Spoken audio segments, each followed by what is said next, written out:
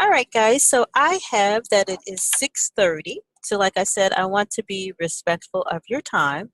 So I'm going to go ahead and get started. And hopefully everyone can hear me.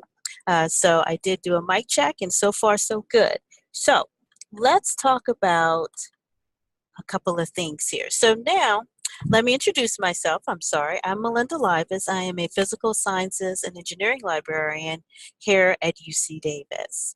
And I have been working with Professor Louie and asked if I could facilitate this class. Hopefully you will find the class insightful and it will help you to complete your bibliography. So let's take a look at a couple of things here. So let's take a look over the outcomes. So hopefully at the end of this session, you will be able to identify databases, resources relevant to your major field of study. Hopefully you will understand and add on to your knowledge base on how to build effective searching strategies. Hopefully you will get an understanding of how to clearly evaluate information sources for relevant authority and currency. And then if we have time, which I'm hoping we do, we will take a look at some various types of citation formats. So for housekeeping, your mic has been muted, and I would like for you to leave your mic muted. The reason being because if everybody's mic is unmuted, it's going to add a whole lot of feedback. I am going to be sliding web pages back and forth, so I apologize in advance for the jarringness. And if you have a question, you can either raise your hand. There is a function, if you take a look at Manage Participants, and it may be different for you, but if you find your name, you should have you should have an option to raise your hand. And if you don't see that option, no worries. Just ask me a question in the chat box.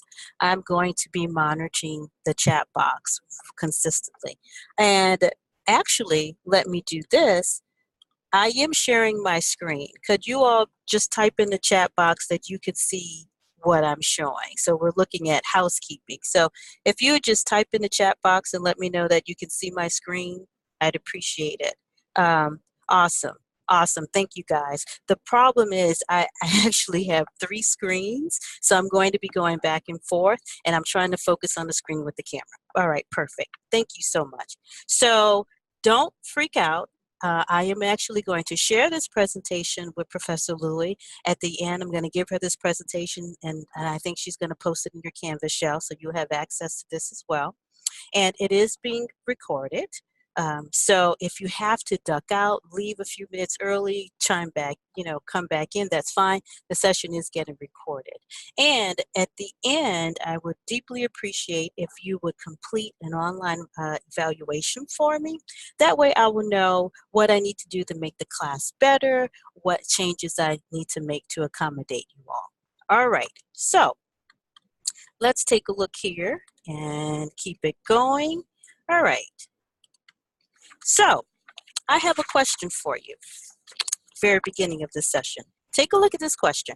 When you're tasked with finding information for a project, what is the first source you use? Now, I want you to be very transparent and honest for me, and type your response in the chat box. Where do you go to look for information when you're first given a project? And I'm actually monitoring the chat boxes, so think about it. I want to see your searches. Google, okay. All right, guys. So type in the chat box. I would like to see what you all use. Google, okay. Google, Google, all right. Google, all right. So I got a sense that most people, and I am included in that number, that when you need to do a search, you go to Google. However, I would like for you to be more strategic and think about using Google Scholar initially. Google Scholar is actually Google's version of vetted academic content. Okay, so don't just search Google, be more strategic and search Google Scholar.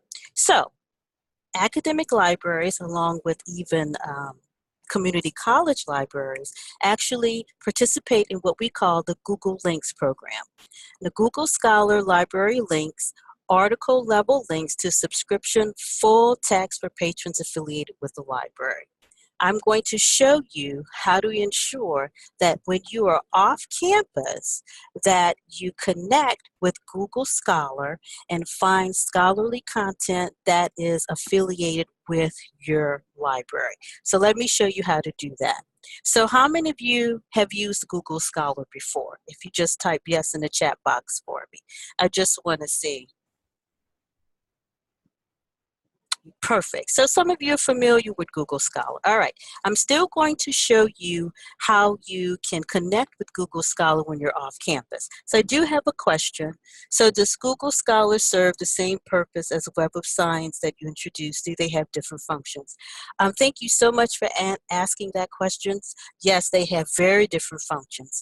And you will see once I demonstrate the databases, you will see how it's fine to start off in Google Scholar, but the databases actually give you a lot more filtering aspects, and you can pull in way more content with the databases because you can customize your search and you can customize your filters, which would help you hone down on content. All right, so first things first, let's take a look at Google, and I apologize, guys, but remember, I'm going to be like dragging stuff over. All right, so a lot of you said you just use Google. That's fine. A lot of you use Google Scholar. So let's take a look at Google Scholar. We're just going to type in Google Scholar. I'm going to select the link Google Scholar. So when you are off campus, this is not applicable because when you're on your UC campuses, when you're off campus. When you're on campus, Google is already going to pick up your university IP address. So if you search Google Scholar on campus, you don't have to do this. But when you're off campus, I recommend that you link using Google Scholar to your universities or your library's holdings.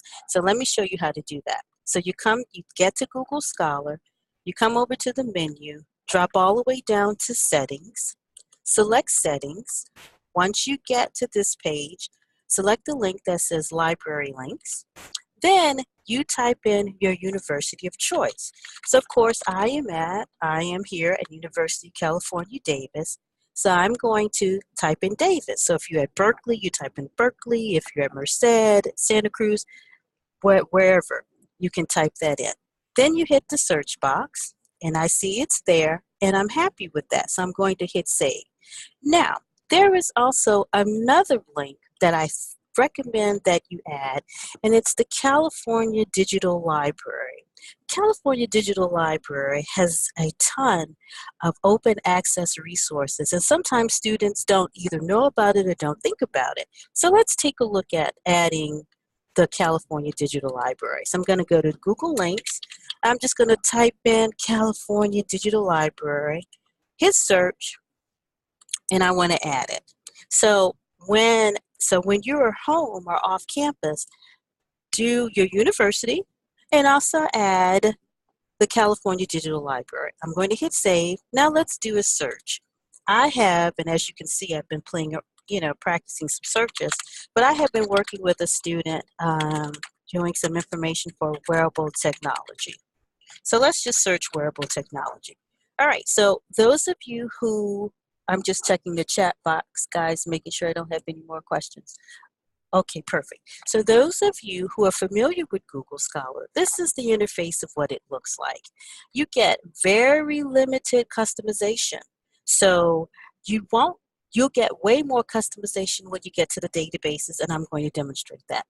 But with Google Scholar, these are your open links. So if you come across an article that you're interested in, you can select the link and it should go to the full text. One of the nice things I do like about Google Scholar, it does tell you how many times the article was cited. And of course, when an article is cited, that lends itself to adding value to the community, the research community, and it shows that individuals show value in this article because they've cited it. However, don't let that deter you from looking at an article that maybe has been cited. Let's find one that's, wow, I mean, look at some of these. Some of these have been cited, quite a bit. Of course, when the article, the year the article is published has a lot to do with it. I mean, this article was published in 2003. So, I mean, but the fact that it's been cited 284, 141, 104, I mean, that's impressive. So even though this article, right, has only been cited 55 times and was printed in 2001, does not mean that this article does not have value. So looking when databases provide the number of times an article has been cited, it does help, but don't negate that article. If you take a look at it and see that it may have some value to it, you may find some information useful to it. So don't negate it if it has a low citation number. But listen, these are all of the facets that you're going to get with Google Scholar. Very limited. When we get to the databases, you'll see more. I just wanted you to show you how to link the Google databases as well as the California Digital Library. You only have to set this up one time. Once you set it up one time, guys, you're good to go.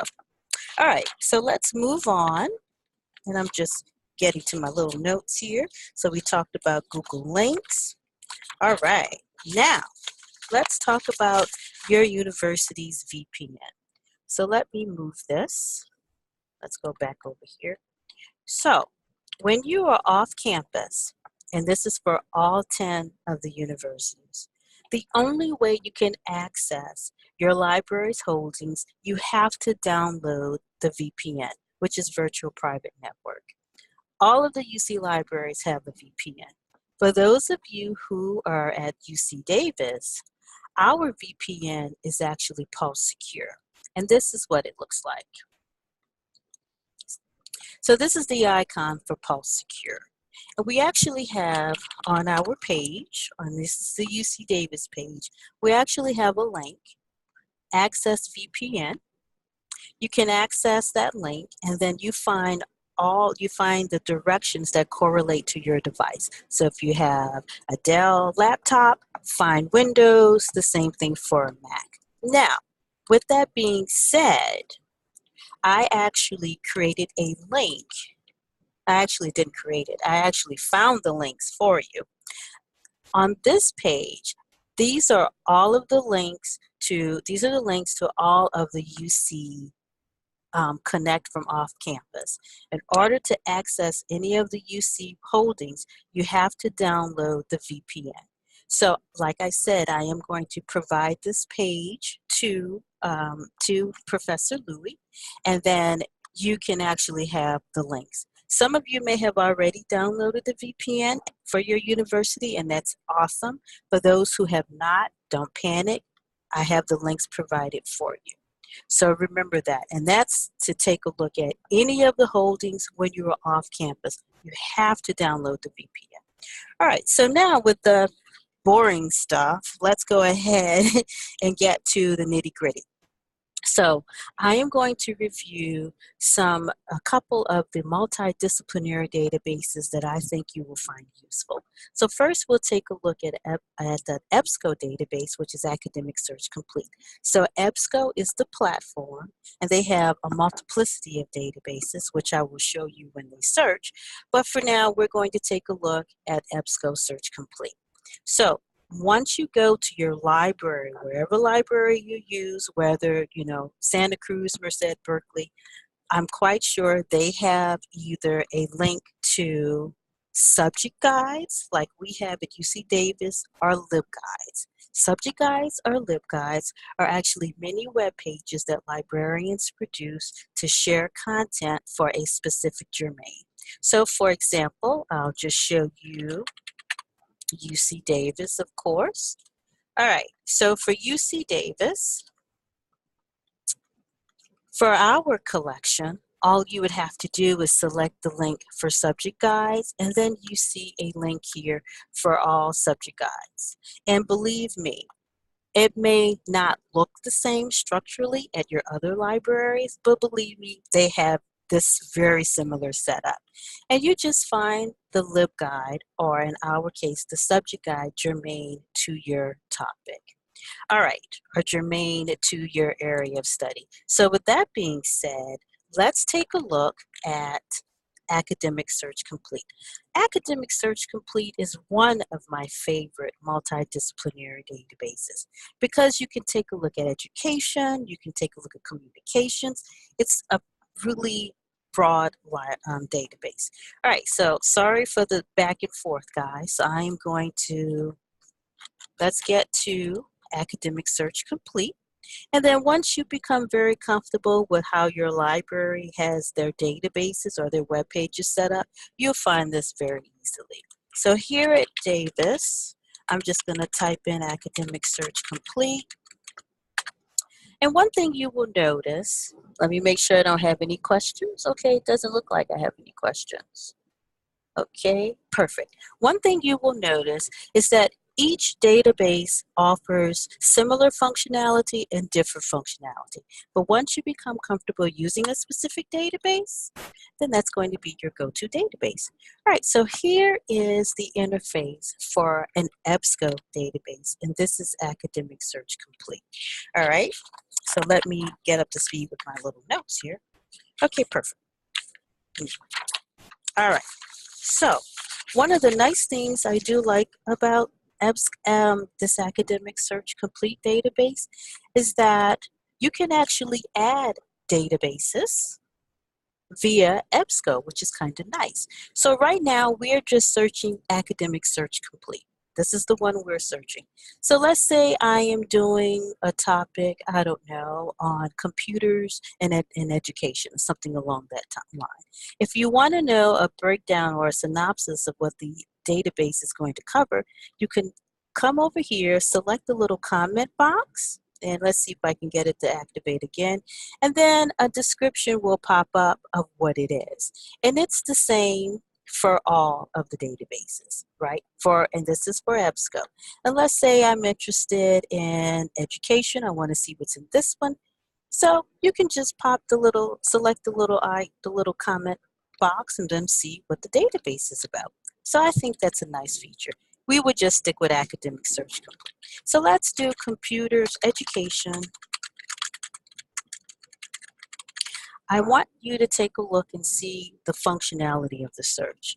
Now, one of the nice things about the Academic Search Complete EBSCO database is that you can tell it that you want to retrieve full text. You can also tell it that if you want scholarly or peer reviewed. So let me take a pause here. So, how many of you understand when your professor says, I only want scholarly peer-reviewed articles, understand what that means? And if you just give me a little heads up in the chat box, just when your professor says, I want you to give me 5 scholarly peer-reviewed articles, do you know what that means? So if you just type that in okay, no worries, okay. And I just want to see, okay, all right, so I got a census there. Someone, all right, anyone else want to share it? And if you don't, that's why I'm here. So this is perfect. All right, okay, so when they say I want peer-reviewed or scholarly articles, that means the articles have to be vetted academically, and there's a process for that. All right, so let me pop this on out here, and let me show you what that looks like. Let me see. Okay, all right, so what happens is, let's say you are an author, and you have this amazing research you did, and you want to publish it in a peer-reviewed journal. Peer-reviewed journal articles have been vetted to meet academic standards. This is the peer review process. So the author submits it to a journal editor. The journal editor takes a look at it, and he submits it to an editorial board. The editorial board consists of like-minded researchers. So if it's computer science, these individuals are SMEs, subject matter experts in computer science. So they know computer science. So they can actually judge whether or not your content meets the academic standards for that particular journal. So here are your reviewers. So this is a critical step, number 3. The reviewers are going to do one of 3 things. They're either going to accept your article with no recommendations, which is a rarity, but it does happen. They are going to say, hey, we like your article, but there's a couple of flaws we'd like for you to take a look at, make some brief modifications, send it back, and then we'll get it to the editor and get it published. Or they will say, sorry, this article it doesn't pass the muster. So those are one of three. Unfortunately, the pile is very high for not being accepted, but there's always more than one fish in the sea. So if you're ever in a position where you want to submit an article to a journal, and if you get denied or declined, it's okay, go on to the next journal. They have a lot of them. So then once it gets to the editor, hey, we like it, they made the changes, we want to take a look at it, add it, then it gets submitted. So when an article is peer reviewed, that means it has gone through a very strict process. Now, let me explain this to you. All peer review articles are scholarly, hands down. All peer reviewed articles are scholarly. However, not all scholarly articles are peer reviewed. Some articles don't go through a peer review process. However, all articles have to go to an editor. So if an article is not peer reviewed, that doesn't mean that you can't use it unless your professor dictates, I want peer review. If it needs to be scholarly, then perfect. You can just use a journal, and then because all of the articles have to go through an editorial process, have to go through the editor, but the peer-reviewed articles go through the peer review process. So here is a little tip for you. Oh, so I have a question. Do you know the reason why a lot of people get denied? Well, it's a multiplicity of things. Sometimes the actual research does not correspond with the research for that particular journal. Maybe in some cases, some of the data does not pan out. I mean, because the SMEs, they really go into in depth and they look at every nook and cranny of your research. So if you have a data set that's off, if you have 1% that's off, they will find it and they will not publish it. So, and then some journals are just picky. And another thing I wanted to throw out, the peer review process can take 1 to 2 years. Some journals, believe me, editors and SMEs, they are not swift on processing articles. It's just the way academia works. So, and let me make sure I don't have any other questions. Okay, perfect. Now, here is a nice little trick. So, let's say you're searching Google, right? And as a matter of fact, let's do a Google search right now. That way I can show you what I mean. So let's say you're doing Google Scholar, because remember we are doing Google Scholar. Let's say you're doing Google Scholar and you're doing technology. All right, and you take a look. Oh, let's take a look at this one. Well, that's a little old. Let's see if we can do since 2018. All right, let's try this one. Corrosion Science and Technology. All right, so I am interested in this article. So let's see. Okay, so I'm interested in this article and I want to see, so this is actually a book. So this is not what I want. Let's see if I can find an article because I want to show you, oh, these are all books. Let's go back. I want articles. Let's take a look. Oh, interesting. This all gave me books. All right, I don't want books. I want articles. Let's do heart attack symptoms. Ha ha. This is more like it. All right, so let's take a look at this one. So I am interested in this article. Let's see if it'll pop up. Let's see. Okay, so I want to know if this article is peer reviewed. I have no idea. So what we're going to do, we're going to remember this. This is JAMA Internal Medicine. There is a database available that, and I want to say all of the UCs have it, and it's actually called Ulrich's. Ulrich's Periodical Directory. If you ever come across a journal and you don't know whether or not if it's peer reviewed, just type it in Ulrich's. Oops. Let's get that out of there. I'm a lazy typer. So JAMA Internal Medicine. JAMA Internal Medicine. Let's see if this journal is peer-reviewed. Haha, of course. So if you type it in the Ulrichs and if you get this little symbol, refereed means it's peer-reviewed. So whenever you come across a journal and you don't know whether or not it's peer-reviewed, a backup is to use Ulrichs. Type it in Ulrichs and Ulrichs will let you know if it is peer-reviewed. If it doesn't have this symbol here, then it's not peer-reviewed. So just keep that in mind. A lot of times students are not aware of Ulrichs, but that's one of the cool, nice things about Ulrichs. So this is the peer-reviewed process. So with that being said, let's get back to the databases. Oh, I forgot. I need to bring this over here. All right. So let's get back to the databases. All right. So let me see. Where is my search? That's the problem when you have so many screens open. That's fine. We'll just go back to it because I want to get to a couple of more databases. All right. So that is the peer-reviewed process. And I did that because some of the databases actually have a functionality, and I think we were doing education and technology.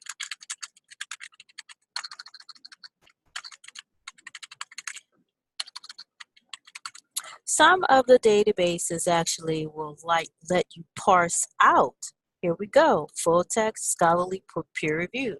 Google Scholar will not do this. So these are just some of the functionalities that's available in the academic database. So let's hit a search and let's see what the retrievals look like in Academic Search Complete.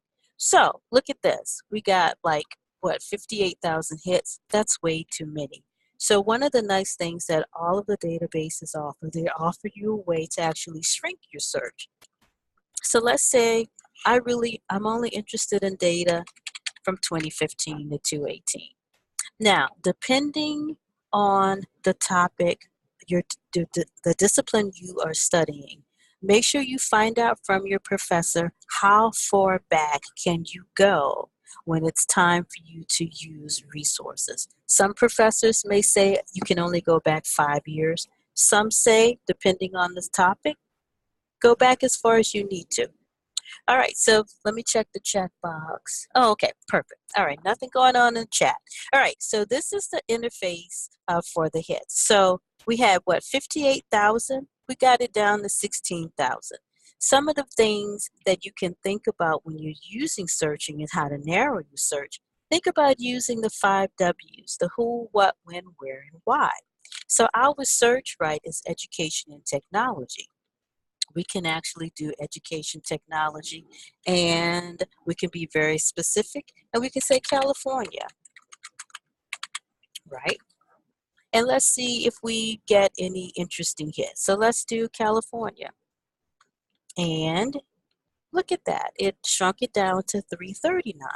Something else to consider, and this is something you're not going to get with Google Scholar. If you take a look over to the left, you actually get subject thesauruses.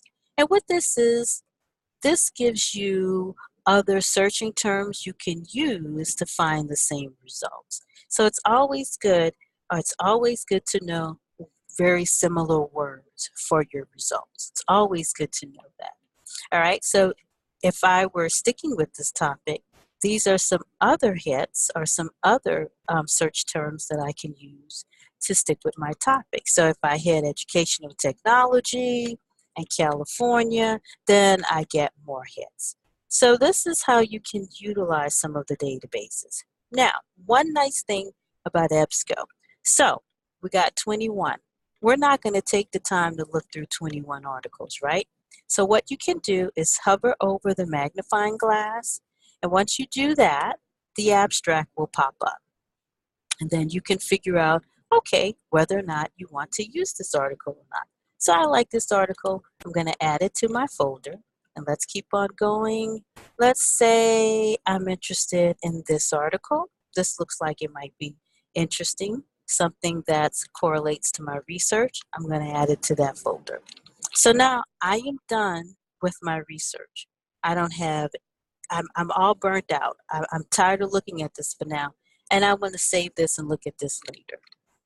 So what you can do, you can come up to the folder, and then you can select the items and you can email these articles to yourself.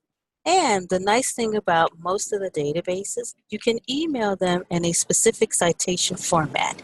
And let me show you what that looks like.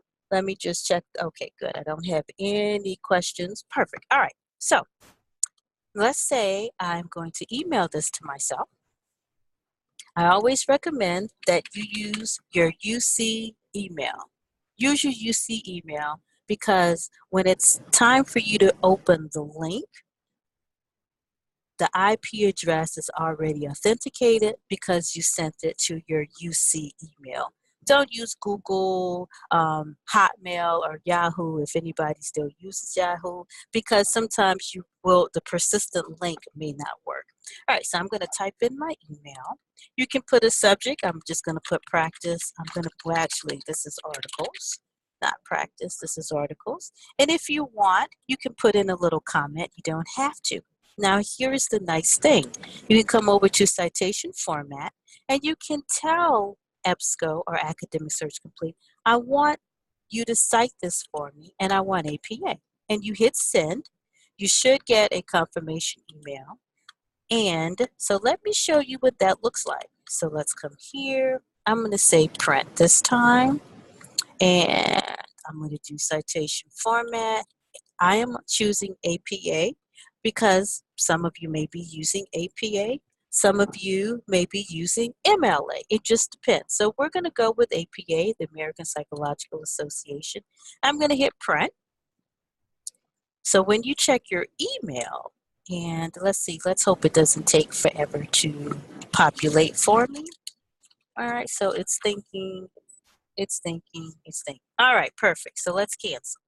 All right, so here are, oh, okay, I got two. Here are the citations in APA format. One thing to differentiate with APA format, APA, last name, first initial, a dead giveaway. Last name, first initial. MLA for the Modern Language Association, it has the full name, which I kind of can appreciate, but sometimes that could get problematic. It just depends, right? So this is the citation for the first article. This is the citation for the second article. A caveat here. The databases do a fairly decent job of citing for you. However, you have to be diligent to double check and make sure the citations are correct. Please do that. And I'm looking at these citations and they appear to be spot on. Now, one thing I want you to remember, anytime you have an article and if it has a DOI, the DOI stands for Digital Object Identifier. That means if I cut and pasted this article and put it in any URL, the abstract should populate. And the reason why the DOI is kind of helpful, let's say you're writing a paper, if your professor or a colleague wanted to look at your data or look at the article, they could just cut and paste the DOI, which I'm going to make an attempt, put it in a different browser, and let's see if the article will populate. And here it is. So the DOI can be very useful. So remember, that's what it stands for. And if you have it at the end of the citation, it is part of the citation. And these are the persistent links I was referring to. So if you use your university email, the IP address will pop up, and that way there's no discrepancy as to if the article will open. Most instances, the persistence link work very well with your UC address, your UC email.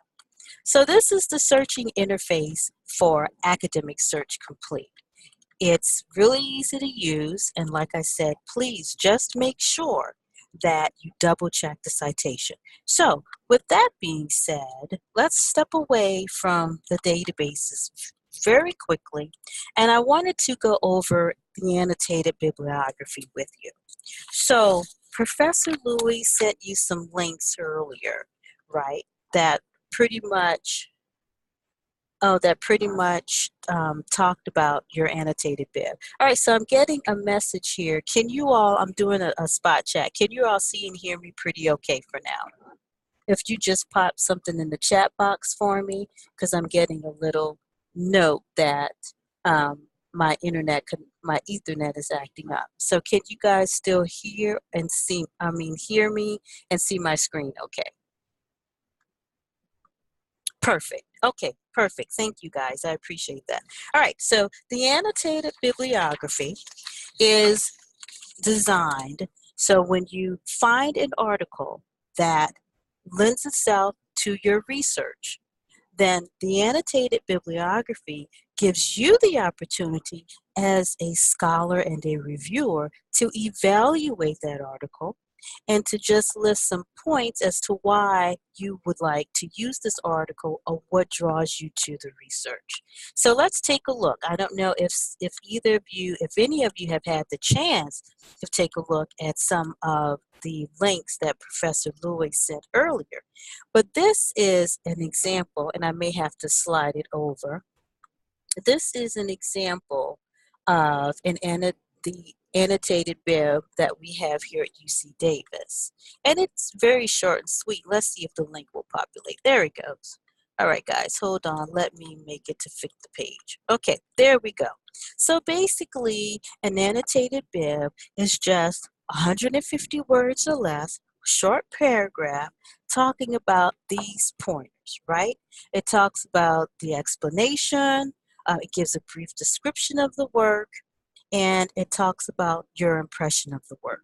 One thing to remember, that what Professor Louis is looking for the 10 annotated bibs that you have to do for your homework or for your bibliography, make sure you cover the description of the reference. Make sure you cover the relevance, like why is this professor's research relevant? Make sure you cover that in your annotated bib. And then make sure you talk about why this professor's research is interesting to you. So those are the three criteria that you should remember to keep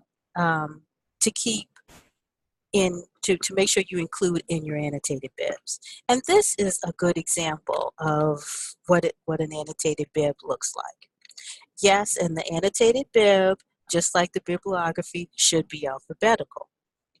So keep that in mind. Now, another link Professor Louis shared, and I'm just checking the chat box, guys. Okay, good. I don't see any, okay, good. No questions there. Another thing to keep in mind, or another resource regarding annotated bibs, is the OWL at Purdue. Now listen, the OWL at Purdue has been around for a very long time. I highly recommend, if you can't get a hold of your librarian at your institution, if you have a question about citing, I don't know why this continues to be here. This is going to drive me crazy. But anyway, if you have a question about citing, contact your librarian. But in the meantime, if you need that point of need assistance, take a look at the OWL at Purdue. So here's a breakdown of some examples or samples. So here's an MLA citation for annotation for an annotated bib, and here's an example of APA. So now remember, for your annotated bibs, please don't write a dissertation for each of your articles. Don't do that. Stick to about 150 words or less, nothing short of at least 100. Make sure they're meaty, and make sure you cover those points. Make sure you cover the reference, make sure you cover the relevance of the work, and why you are interested in this professor's work. So I did just want to go over the annotated bibs, and this, I think the OWL at Purdue is a perfect website you can use. And then also take a look as well on your campus. I'm quite sure the librarians on your campus probably have some information about annotated bibs that can share some insight. All right, I'm checking the site. Okay, so would you mind elaborating a little bit more what reference means?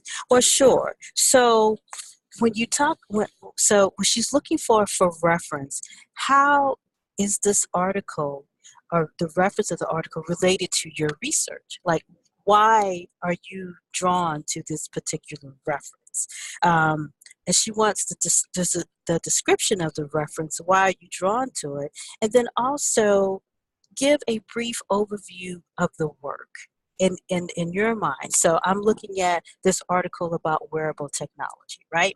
And I need to describe the reference of it. Well, I am giving my personal evaluation of the annotated bib. Did I find the information resourceful?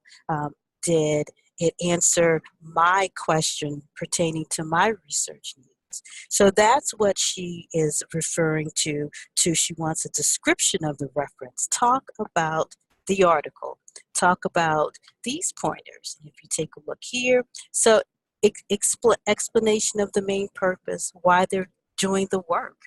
And then, so once you describe the reference part, then you talk about whether or not why you are drawn to it, and then the relevance of this work to the common body of knowledge. So I hope that answered your question.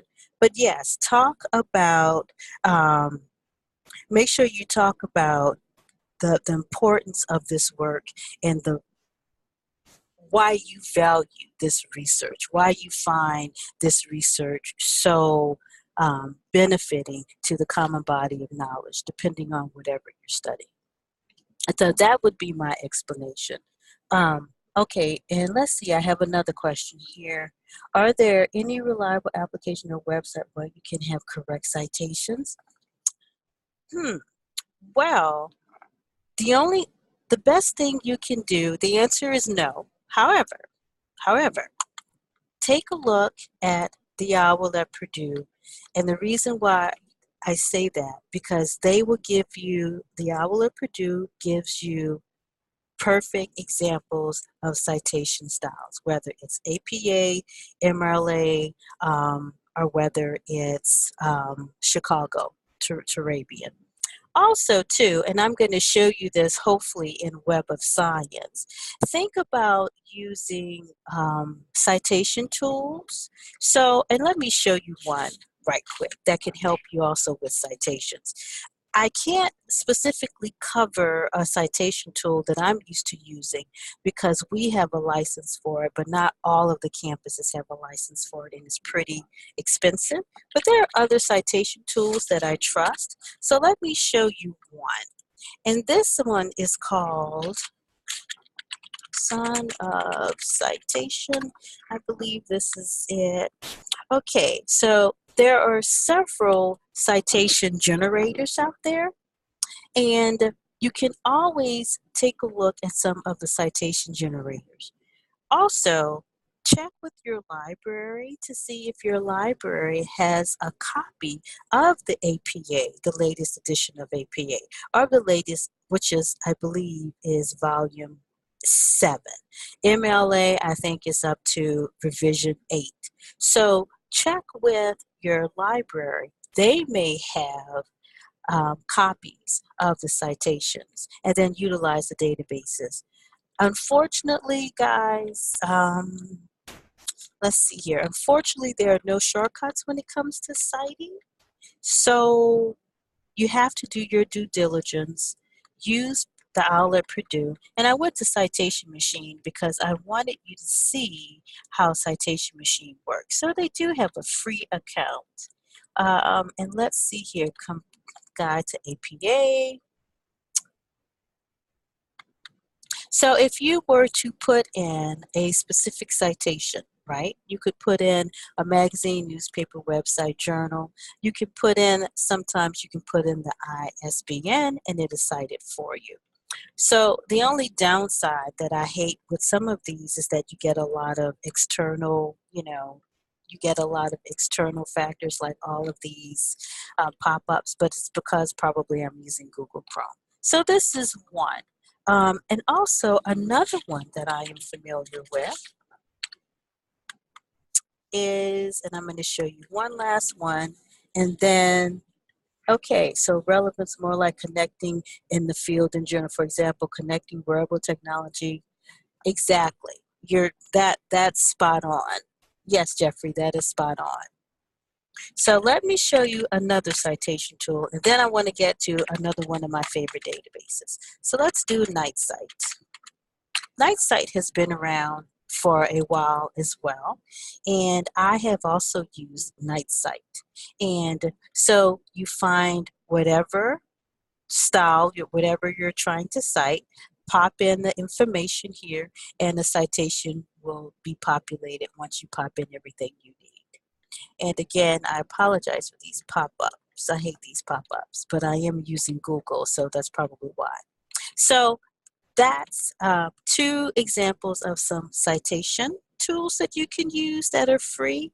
Again, check with your library to ensure they may have a hard copy of the APA manual or MLA in the library, and also take a look at it online. You can take a look at APA online as well.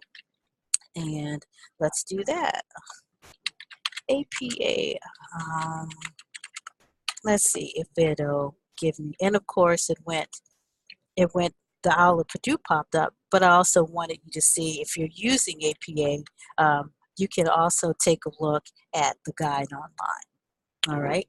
So with that being said, I hope I gave you some insight to annotated bibs and a little bit more of what Professor Louie is looking for. And if you're still not sure, don't hesitate to contact her. She's really very laid back, and she can explain it more. But I know she does want you to cover those three things. So please keep that in mind. All right, so let's get back to the databases, because I have two more databases I want to show you how to search that I think you will find very useful. Another database that we use, or I use a lot, and it's probably another one of my favorites, is Web of Science. Web of Science is one of the most, and guys, I'm actually not going to use Google. Hold on, I'm going to use Mozilla. So let's change that way with Mozilla, I'm not going to get all of those. I'm not going to get all of those announcements. I can't stand those announcements. Okay. All right. So let's get to our page. All right. So let's take a look at databases. I'm going to do Web of Science. Now you will see that the Web of Science platform is totally different than EBSCO. Oh, no, don't do that, Here we go. They're totally different than EBSCO. But once you become comfortable with a database, then it's going to be your database. And as you see, I've been doing some searching. So this is what the interface looks like for Web of Science. Depending on your university subscription, you can also search these other databases. So remember how EBSCO had at the link you could choose databases? Well, for Web of Science, they also have a variety of other databases you can search. But we're going to stick with the Web of Science core collection. And instead of doing heart attacks in women, I am going to do something else. Let's do wearable technology. And I'm going to hit search. I want you to see what the searching interface looks like for Web of Science. It's totally different from EBSCO, which is kind of cool. All right, so we got 5,600 hits. Now, you take a look here. One of the nice things about Web of Science is that it does give you a breakdown of the highly cited papers. Now, remember we talked about this, like Google Scholar gave you the link to say how many times an article was cited. Web of Science does something as well. It breaks it down to you. But what it does, it breaks it down in a little bit more of a granular level. So if you talk about highly cited, like these are the highly cited articles. Now this I think is fairly interesting because hot papers in the field basically are articles that have been published, recently published, but they have pretty high citations. So let's just take a look and see.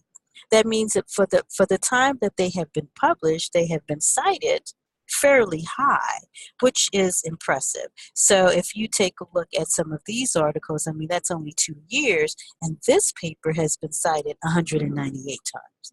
So that's just something to think about.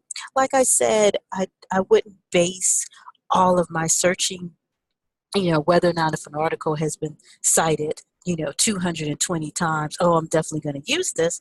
But if an article has not been cited that much, don't negate it.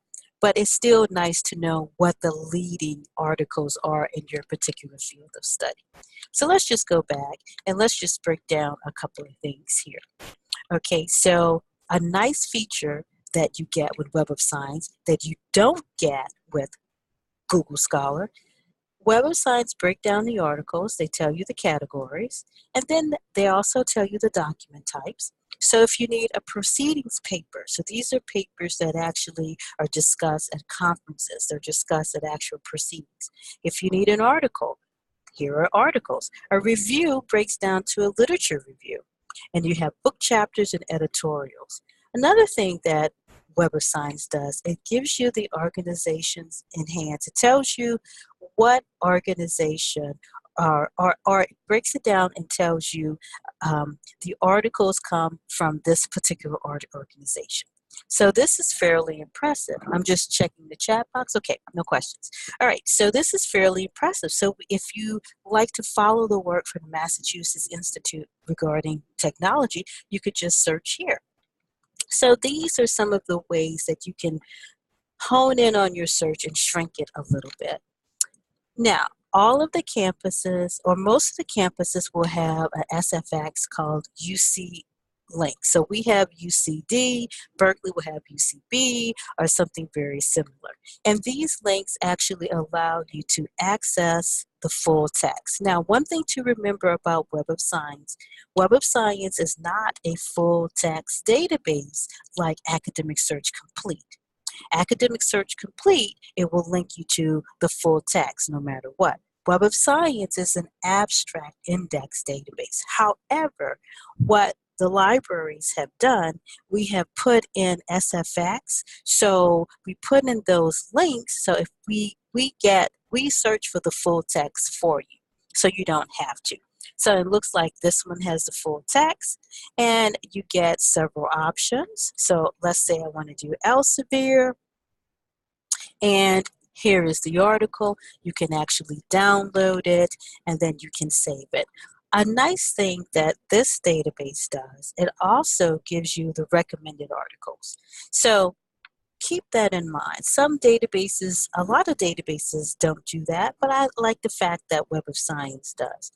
And another thing I want you to consider, when you are looking at an article, and when you find an article that is perfect for your research, it's spot on, it answers your research question, and you are stoked about it, please take the time to look at the references. And the reason being, the references are what the authors use to write the article. So if you vet the references, and God, this is a long article, guys. I'm sorry. Here we go. Wow. All right. And if you vet the references properly, just like you've properly vetted the article, then you could use the same reference. But it's got to meet the criteria that you use to vet the article. So take a look at this. This article has, and I'm not done, this article has 47 references. I am quite sure after looking at some of the references, there may be another reference that you could take a look at the magazine, take a look at the article, and it may blend itself perfectly to what you're looking for. So a lot of times students don't think about that. So always take a look at the references once you find that gem of an article. All right, so that is Web of Science. Let me get back to the main page here. One of the nice things too about Web of Science, you can actually sort your relevance. So if it's a big deal to you about how many times an article was cited, you can actually rate it for that way. You can do time cited, lowest to highest, or you can do the opposite. So it does give you that function. Publication date, I particularly like to do newest to oldest. I like to get the most relevant articles on top. To me, that works out better. But whatever your preference is, you can use and customize your search the way you want to. So that's the interface for Web of Science.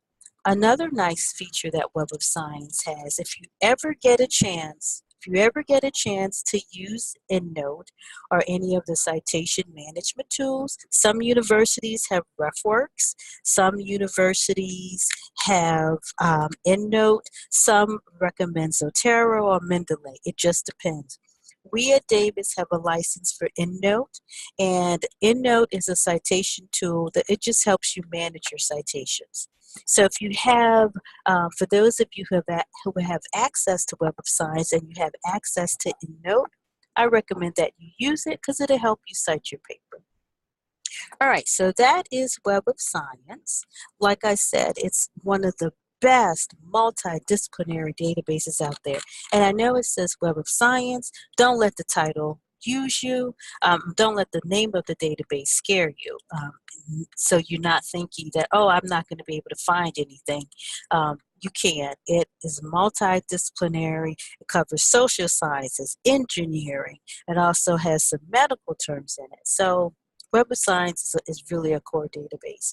I use it a lot because I cover engineering, mechanical engineering, automotive aerospace, and transportation studies.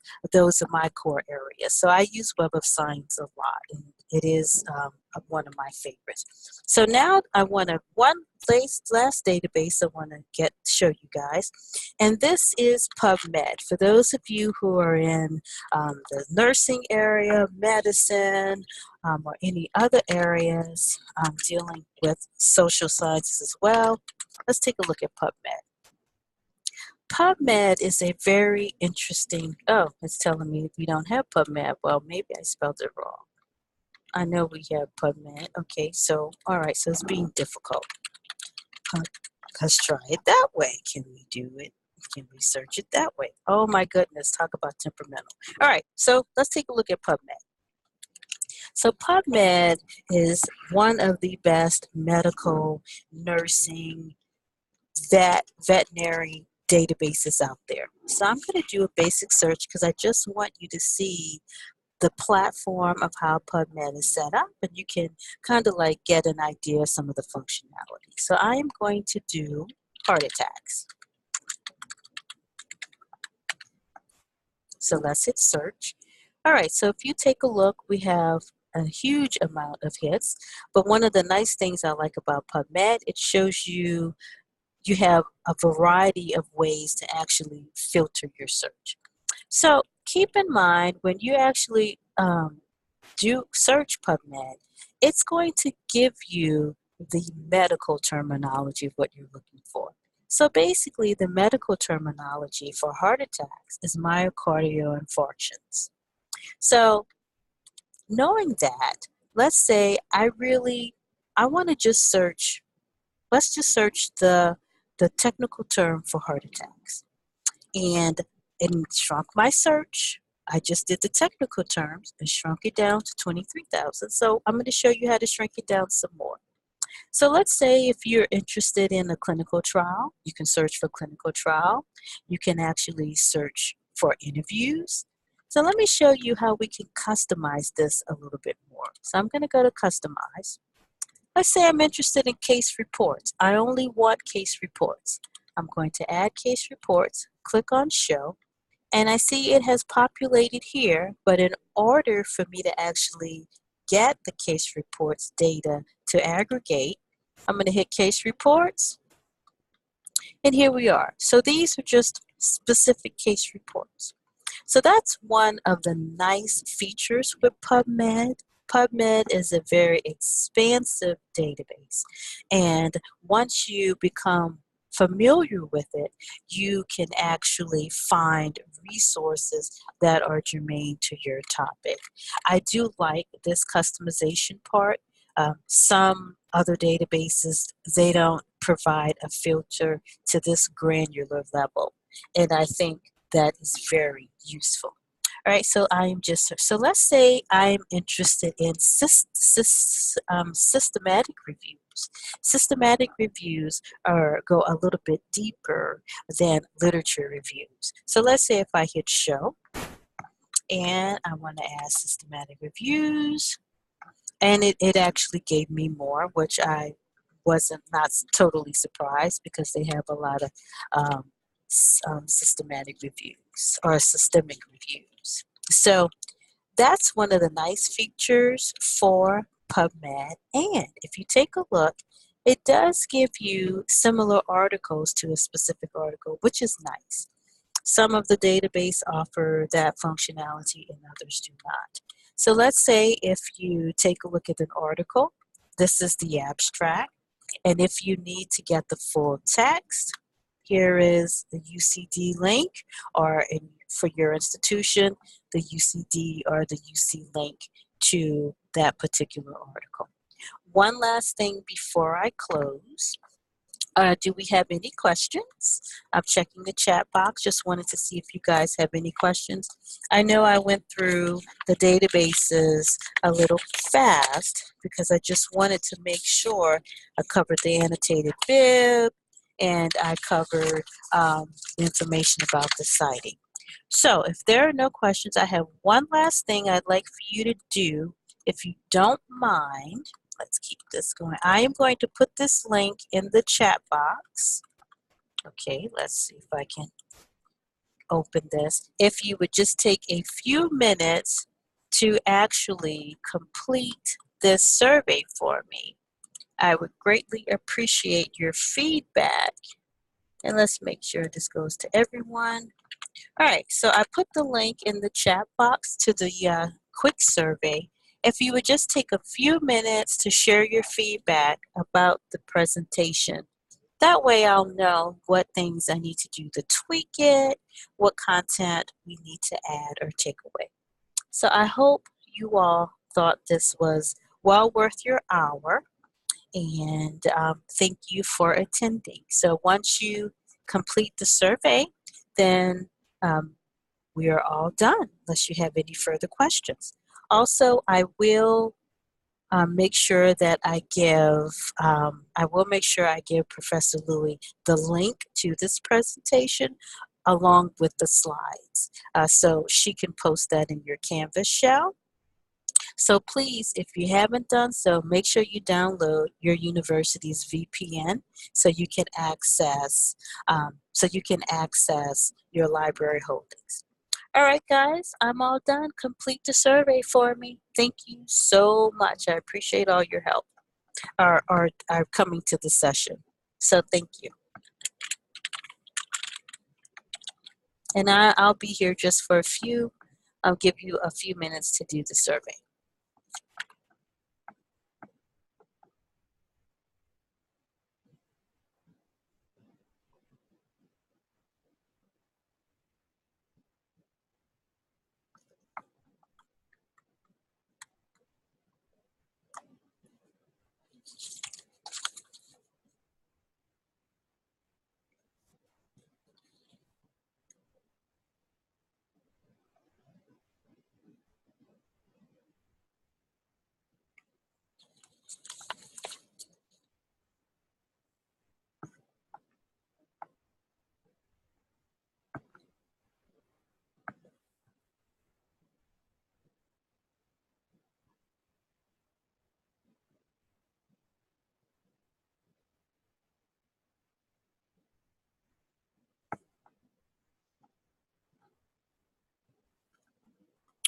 Okay.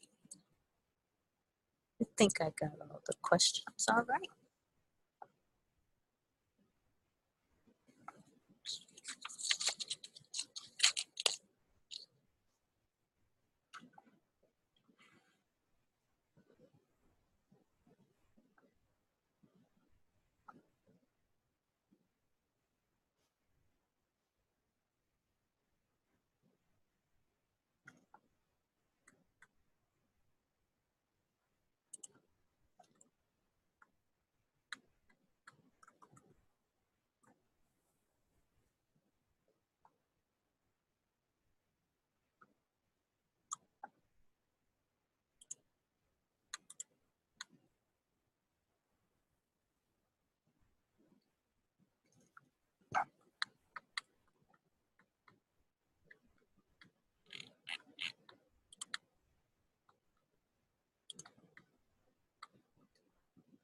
Yeah.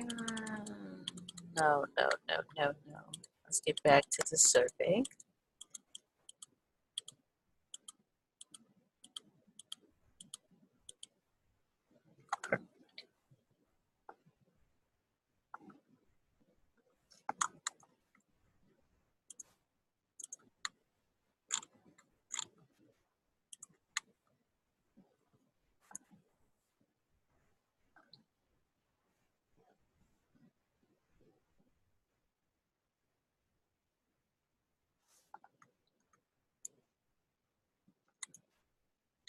Keeps doing that.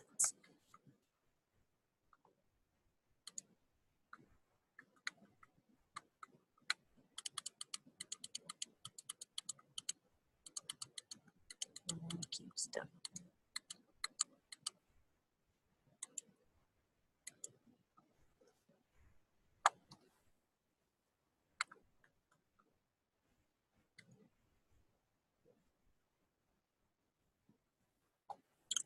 All right, guys. So I am going to say goodbye. Thank you so much. Complete the survey. And if you have any questions, like I said, I'm sharing this slide with Professor Louie. Please don't hesitate to contact me.